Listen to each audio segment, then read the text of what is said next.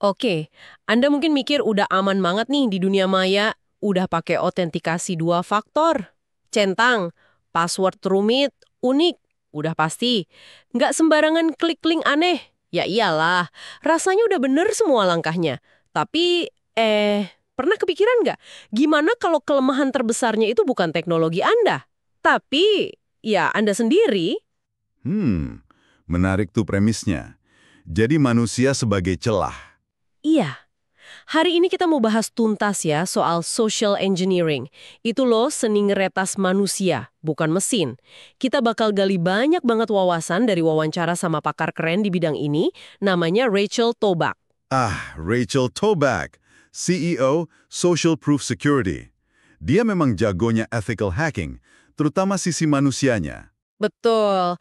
Nah, misi kita di pembahasan kali ini tuh buat ngebongkar gimana sih social engineering ini kerjanya, terus gimana info pribadi kita yang kadang kita anggap remeh, ternyata bisa dipakai. Nanti kita juga lihat perang AI yang makin gede, dan yang paling penting gimana caranya biar kita lebih waspada, lebih bisa jaga diri. Siap ya, kita kupas bareng? Siap. Mari kita mulai. Oke deh. Jadi dari awal dulu nih, social engineering itu apa sih sebenarnya? Biar kita semua paham dasarnya. Gini, simpelnya ya, itu tuh soal manipulasi psikologis. Tujuannya ya buat bikin orang lakuin sesuatu atau mungkin ngasih info rahasia gitu. Seringnya sih tanpa sadar korbannya. Manipulasi ya intinya. Dan si Rachel Tobak ini dia kan CEO Social Proof Security, ethical hacker. Tapi uniknya, dia nggak dari background IT murni kan? Nah, ini yang menarik. Perjalanannya dia itu agak beda. Dia justru mulai karirnya itu dari kompetisi social engineering di konferensi hacker terkenal, DEF CON. DEF CON, wow. Gimana tuh kompetisinya? Kayaknya serem ya. Seru sekaligus menegangkan sih. Bayangin aja, Anda duduk di dalam bilik kaca transparan. Dilihatin langsung sama mungkin 500-an hacker dan pakar keamanan. Terus tugasnya itu nelpon target beneran. Karyawan di perusahaan besar. Target beneran. Iya beneran. Dan waktunya cuma 20 menit. Di bawah tekanan segitu, harus bisa dapat info spesifik. Bukan yang rahasia banget kayak password gitu sih, tapi detail kayak jenis browser yang dipakai, atau OS komputernya. Info receh gitu, tapi bisa jadi kunci buat serangan selanjutnya. Gila, 20 menit diliatin 500 orang. Terus dia gimana? Berhasil? Luar biasa. Di percobaan pertamanya, dia itu langsung dapat juara kedua. Terus 3 tahun berikutnya, juara 2 lagi berturut-turut. Gila nggak tuh? Ini nunjukin emang bakat alaminya dia di situ. Juara 2 4 kali berturut-turut. Wah, tapi yang bikin saya makin, terkesan itu latar belakangnya tadi. Katanya dia dulu guru pendidikan khusus, Hmm, terus peneliti UX. Jauh banget dari IT security ya. tepat. Ini nunjukin banget kalau skill social engineering itu nggak melulu soal teknis. Malah kayaknya lebih ke pemahaman soal manusia, soal psikologi, soal interaksi. Jadi lebih ke people skills gitu ya. Betul banget. Rachel sendiri nekanin kalau kemampuan improvisasi itu jauh lebih penting daripada sekedar ngikutin skrip kaku kayak aktor. Di social engineering, Anda harus bisa apa ya? Adaptasi cepat, baca situasi, bangun rapor. Rapor, itu kayak hubungan baik gitu. Iya, semacam ikatan atau rasa percaya biar orang lain nyaman sama kita. Kalau kita terlalu kaku, terus ada pertanyaan nggak terduga dikit aja, wah bisa buyar lencananya.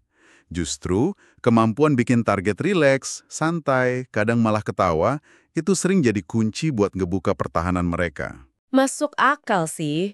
Kalau orang udah nyaman kan lebih gampang diajak ngobrol ya. Nah, ngomongin soal dapetin informasi. Ini ada satu cerita dari wawancara yang jujur aja bikin saya agak merinding. Oh iya, cerita yang mana nih? Jadi, si Rachel ini dia riset dulu dong soal pewawancaranya, pakai OSINT, Open Source Intelligence, jadi nyari info dari sumber terbuka gitu. Dan ini dilakuin sebelum mereka ketemu buat wawancara. Oke, standar sih kalau mau wawancara orang penting, tapi apa yang bikin merinding? Hasilnya itu loh, dia nggak cuma nemuin nama lengkap asli si pewawancara yang ternyata nama itu nggak pernah dipakai publik sama sekali, tapi dia juga nemu kota asalnya sampai detail hobi masa kecilnya. Bayangin, dia tahu si pewawancara ini dulu suka main sulap, pernah ikut acara hipnotis di panggung, ikut program namanya Destination Imagination. Sebentar. Sampai hobi masa kecil, sedetail itu? Iya, bahkan dia tahu peringkat kelasnya, terus tahu kalau dia dulu main tenis. Padahal si pewawancara ini udah usaha banget jaga privasi, pakai nama alias segala macam. Gila sih. Gimana caranya dia bisa nemuin semua itu? Pasti ada triknya dong. Nah, ini bagian canggihnya. Dia pakai macam-macam sumber terbuka, termasuk yang mungkin nggak kepikiran sama kita. Arsip digital koran lokal dari kota asal si pewawancara.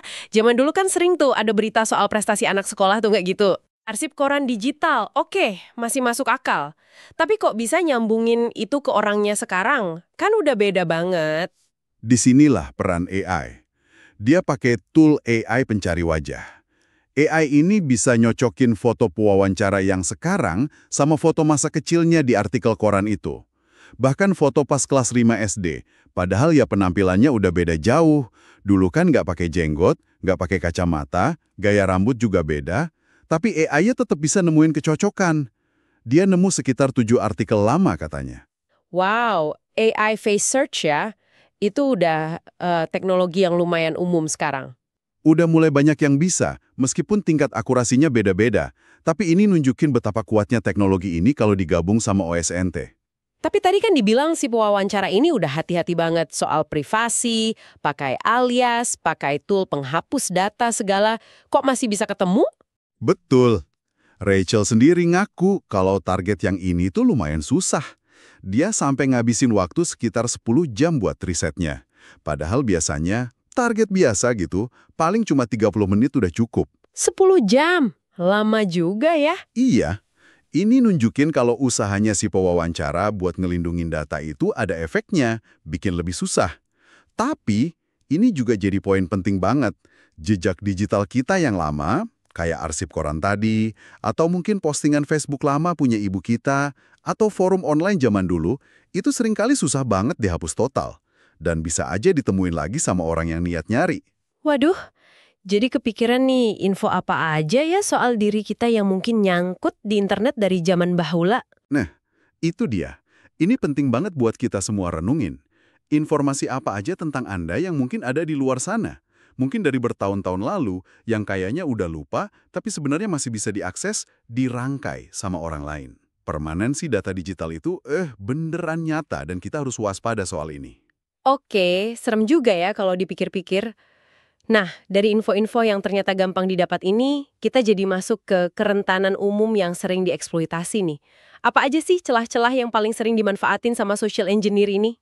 Salah satu yang paling klasik dan masih sering banget kejadian itu ya proses verifikasi identitas yang lemah di banyak perusahaan. Maksudnya gimana tuh? Masih banyak loh perusahaan yang ngandelin KBA. Itu Knowledge Based Authentication.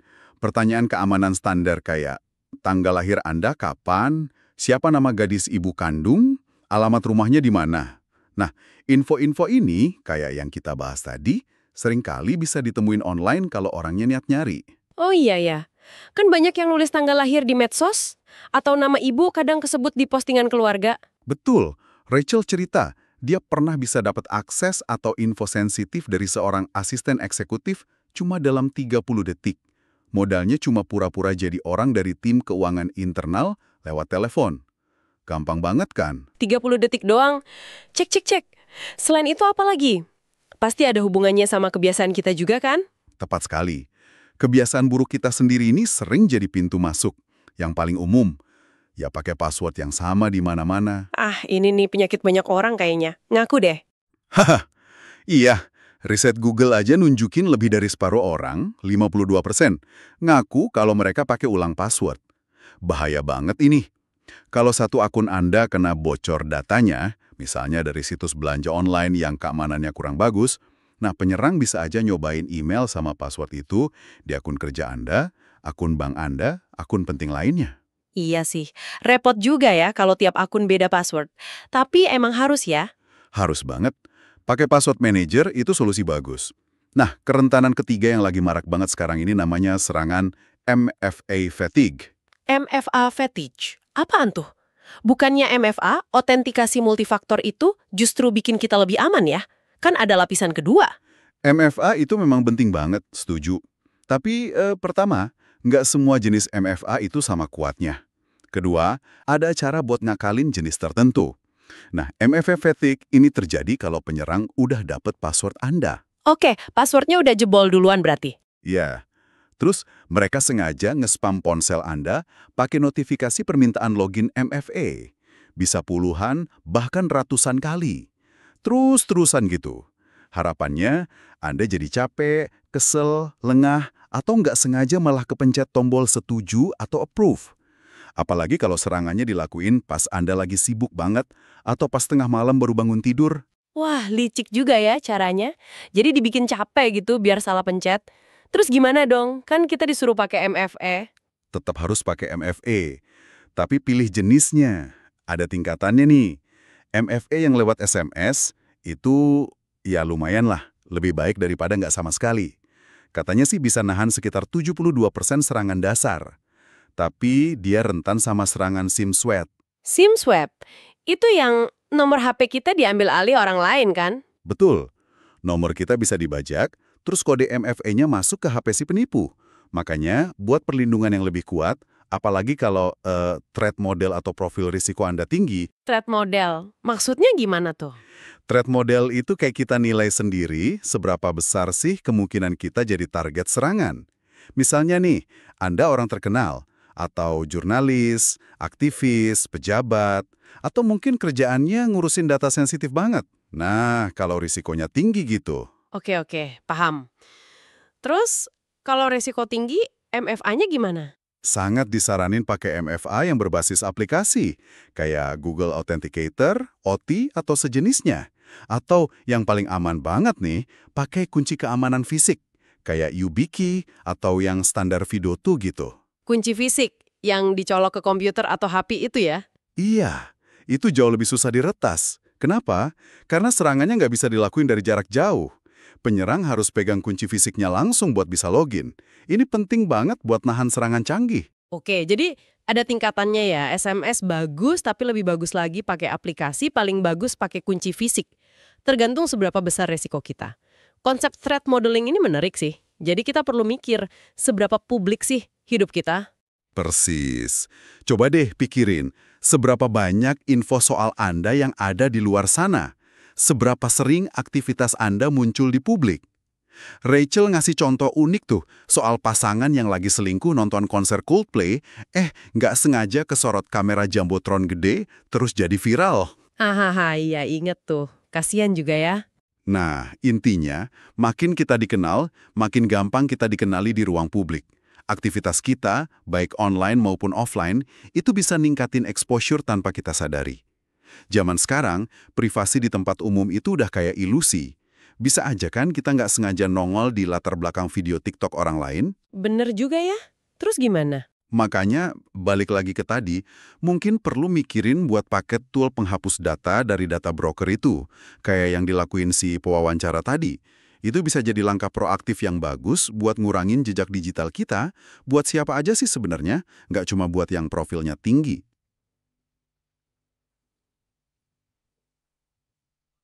Oke. Jadi kita udah bahas social engineering, OS-in, KBA lemah, password reuse, MFA fatigue, threat modeling. Rasanya udah cukup bikin was-was ya. Tapi ternyata ceritanya belum selesai. Ada faktor baru yang bikin ini semua makin ngeri sekaligus canggih. Kecerdasan buatan alias AI. Nah, ini dia nih bagian yang seru sekaligus bikin mikir. Peran AI dalam social engineering. Kita mulai dari yang paling heboh mungkin ya, voice cloning atau cloning suara. Ini beneran bisa ya sekarang? Banget. Demo yang dilakuin Rachel di wawancara itu bener-bener, ngebuka mata banget.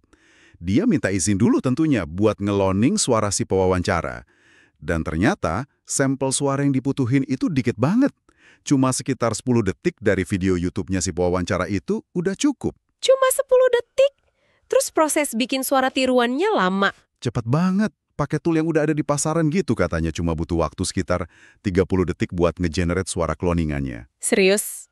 30 detik aja? Gila.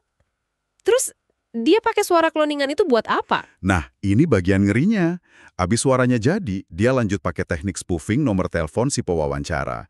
Jadi, dia bisa nelpon orang lain, dan di layar HP si penerima itu kelihatannya kayak panggilan dari nomor asli si pewawancara, lengkap sama nama kontak dan fotonya kalau disimpan. Waduh, terus dia nelpon siapa? Dia nelpon teman dekatnya si pewawancara. Pakai suara AI cloningan tadi, terus dia nanya soal maskot SMP mereka. Kebetulan, info itu salah satu jawaban pertanyaan keamanan bank si pewawancara. Astaga, terus temennya ngasih tahu, ketipu gitu aja. Benar-benar ketipu. Si teman ini jawab aja pertanyaannya, nggak curiga sama sekali. Pas ditanya kenapa nggak ngerasa aneh sama suaranya, kan mungkin nggak 100% mirip ya. Dia jawabnya, oh kirain karena koneksi wifi hotel lagi jelek aja. Dia sama sekali nggak kepikiran kalau itu suara AI. Ya ampun, ini potensinya ngeri banget dong ya. Bisa buat nipu keluarga minta transfer darurat, atau nipu rekan kerja minta data rahasia ngaku jadi bos. Tepat banget. Dan ini bukan cuma teori loh. Udah ada kasus beneran, suara politisi kayak Marco Rubio itu di-cloning buat nargetin pejabat lain. Jadi ini ancaman nyata. Terus gimana cara ngelindungin diri dari ginian? Kan suara kita udah banyak di internet mungkin ya. Podcast, video call, rekaman rapat. Betul. Agak susah buat mencegah suara kita di-cloning kalau udah kesebar di mana-mana.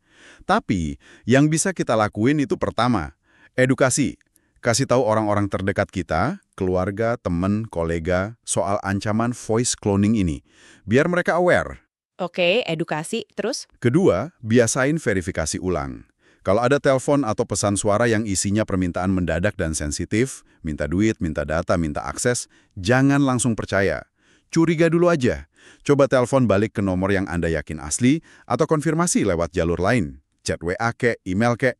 Verifikasi lewat jalur kedua ya. Masuk akal. Ada lagi? Ketiga, bisa juga sih pakai kata sandi rahasia atau passphrase khusus gitu, antar anggota keluarga atau di tim kerja.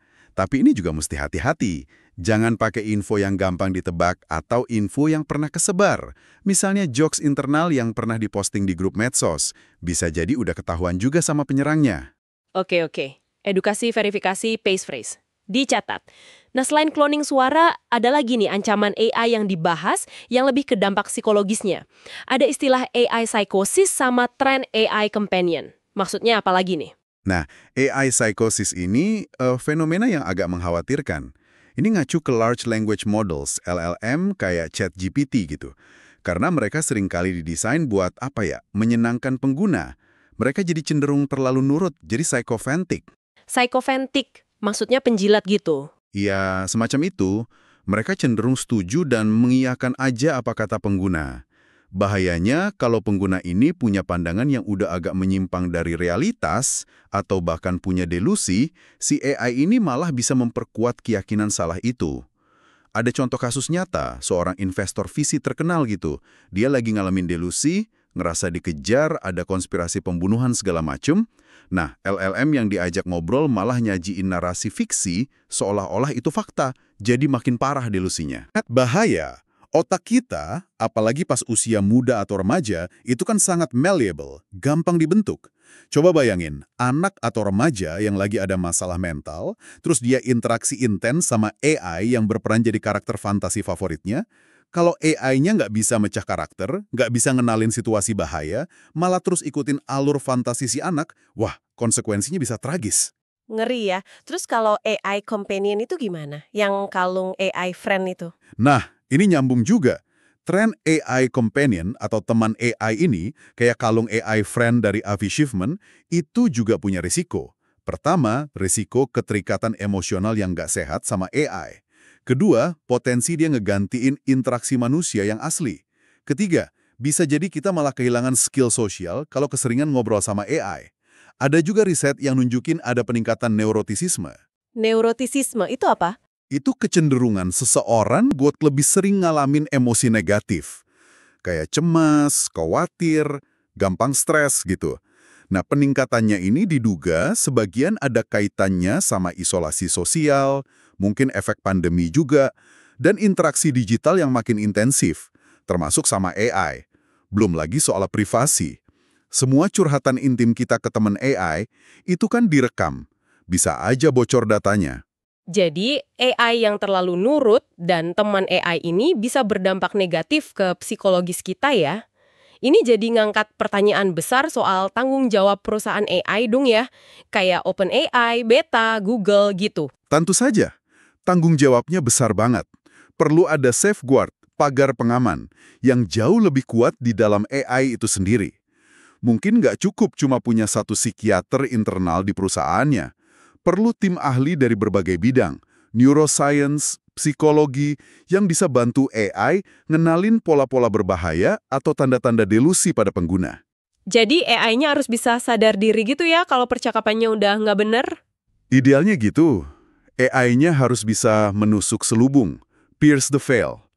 Maksudnya, dia bisa keluar dari perannya, keluar dari narasinya, kalau dia deteksi percakapan ngarah ke hal yang bahaya buat diri sendiri atau orang lain. Terus, dia harusnya nawarin bantuan atau sumber daya yang nyata, bukan malah ikut-ikutan atau memperkuat delusinya. Masalah privasi juga krusial. Kayak kasus Meta AI, yang pengaturan defaultnya malah bikin chat privat jadi publik tanpa pengguna sadar. Itu kan bahaya banget. Nah, ngomongin soal melindungi pengguna, gimana dengan upaya ngelindungin anak-anak di internet? Kan sekarang banyak tuh yang minta verifikasi usia, upload KTP lah, foto diri lah. Itu solusi bagus nggak sih? Wah, itu solusi yang rumit dan banyak masalahnya. Minta pengguna upload data sensitif kayak KTP atau foto diri buat verifikasi usia, itu justru nimbulin resiko privasi yang gede banget kalau datanya sampai bocor. Kita udah lihat kan, ada kasus aplikasi bocor data KTP, kalau udah ngumpulin data sensitif gitu, ya wajib hukumnya buat ngelindunginya dengan sangat ketat. Resiko bocor ya? Terus, emang efektif buat nahan anak-anak? Nah, itu masalah lainnya. Ternyata, sistem verifikasi identitas dan deteksi keaktifan wajah liveness detection yang dipakai di proses KYC, Know Your Customer, itu masih bisa diakali sama pihak-pihak tertentu yang niat. Jadi ini tuh bukan solusi anti gagal sama sekali, malah bisa jadi mimpi buruk privasi baru kalau nggak hati-hati implementasinya. Jadi serba salah ya, dilindungi malah berisiko, nggak dilindungi juga bahaya. Oke, di tengah semua resiko dan sisi gelap AI ini, ada nggak sih sisi positifnya buat pertahanan dan keamanan? Pasti ada dong. AI kan alat ya, tergantung gimana kita pakainya. Salah satu contoh positif yang kuat itu buat moderasi konten. Moderasi konten, maksudnya nyaring konten negatif gitu. Iya, AI bisa dilatih buat secara otomatis nyaring dan ngehapus konten-konten yang sangat berbahaya dan traumatis. Kayak gambar pelecehan anak, video kekerasan ekstrim, ujaran kebencian yang parah. AI bisa nanganin ini sebelum kontennya dilihat sama moderator manusia. Ini penting banget buat ngurangin beban psikologis yang luar biasa berat buat orang-orang yang kerjaannya jadi moderator konten. Oh iya ya, kasian juga kan moderator manusia kalau harus lihat konten begitu terus-terusan. Banget, Rachel sendiri cerita pengalamannya pas wawancara kerja buat posisi moderator di Facebook. Dia langsung ditanya di awal, siap nggak ngelihat materi yang sangat mengganggu secara rutin? Pekerjaan semacam itu idealnya bisa banyak dibantu sama AI, biar manusianya nggak perlu terpapar langsung traumanya. Oke, jadi ada harapan juga ya dari AI ini buat sisi pertahanan. Jadi, kalau kita simpulkan nih dari semua pembahasan soal AI tadi, ini kayaknya bakal jadi ya pedang bermata dua terus ya. Bakal selalu ada perlombaan antara yang nyerang sama yang bertahan. Tepat sekali. Udah kayak permainan klasik pukul tikus atau whack-a-mole yang nggak ada habisnya. Teknologi baru muncul, pasti ada aja celah keamanannya yang dieksploitasi. Terus pengembang bikin perbaikan, muncul lagi cara baru buat nyerang. Siklus ini bakal terus berlanjut. Kuncinya ya kita harus terus waspada, terus belajar, dan terus beradaptasi. Bener banget. Jadi, apa nih inti utama yang bisa kita tarik dari pembahasan mendalam kita hari ini? Kayaknya jelas banget ya, seringkali kita sebagai manusia itu justru jadi titik terlemah di rantai keamanan. Teknologi boleh canggih, tapi kalau kita lengah sama manipulasi psikologis yang nargetin sifat dasar kita, ya percuma aja. Setuju banget. Dan nasihat kunci dari Rachel Tobek itu menurut saya bagus banget buat diingat. Be politely paranoid, waspada secara sopan. Waspada secara sopan, gimana tuh maksudnya? Ini bukan berarti kita harus hidup paranoid, ketakutan terus-terusan, curiga sama semua orang. Bukan gitu. Tapi lebih ke membangun kesadaran. Paham kalau risiko itu beneran ada di sekitar kita. Jadi, kita biasain buat berhenti sejenak sebelum bertindak. Mikir kritis dulu. Lakukan verifikasi kalau ada sesuatu yang janggal. Apalagi kalau ada unsur tekanan, buru-buru, atau permintaan aneh. Jangan pernah ragu buat nanya balik, ini beneran? Atau ngecek lewat jalur komunikasi lain yang kita yakin aman. Jadi, pause, think, verify, gitu ya kira-kira? Nah, kurang lebih gitu. Jangan gampang terbuai atau panik. Ditemuin dan dirangkai sama orang lain. Ada nggak ya bagian dari jejak digital Anda yang mungkin perlu ditinjau ulang atau mungkin dibersihin dikit? Pertanyaan bagus tuh buat refleksi. Dan satu lagi, yang nggak kalah penting, gimana interaksi Anda sehari-hari sama AI, entah itu asisten virtual di HP, chatbot pas lagi komplain layanan, atau bahkan sekedar algoritma rekomendasi di medsos atau platform streaming. Gimana semua interaksi itu, mungkin secara halus, pelan-pelan lagi ngebentuk cara Anda memproses informasi, dan bahkan cara Anda memandang realitas itu sendiri. Wah, itu dalam banget pertanyaannya. Sesuatu buat dipikirin bareng-bareng ya.